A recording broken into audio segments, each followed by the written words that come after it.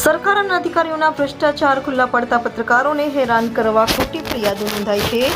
દેશની સર્વોચ્ચ અદાલતે સ્પષ્ટ કર્યું છે કે મોટાભાગના કેસોમાં પત્રકારો સામેના કેસો ખોટી ફરિયાદો પર આધારિત હોય છે.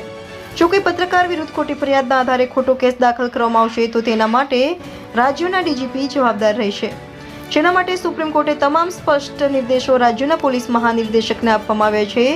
નોંધનીય છે કે federation for community of digital મીડિયાના સ્વનિયમનકારી બોર્ડે સમગ્ર દેશમાં કોરોના સમયગાળા દરમિયાન નોંધાયેલા કેસોની ગંભીર નોંધ લીધી છે. આ સંદર્ભમાં ડિજિટલ મીડિયાના સ્વનિયમનકારી board federation for community of digital ન્યૂઝે પણ ગૃહપ્રધાન અમિત શાહને પત્ર લખીને તેને સમાજના ચોથા સ્તંભની નિષ્પક્ષતા પર હુમલો ગણાવ્યો છે.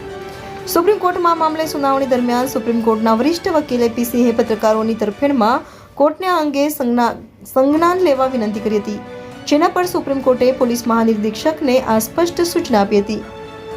Bureau report, India 24 news, Gandhinagar.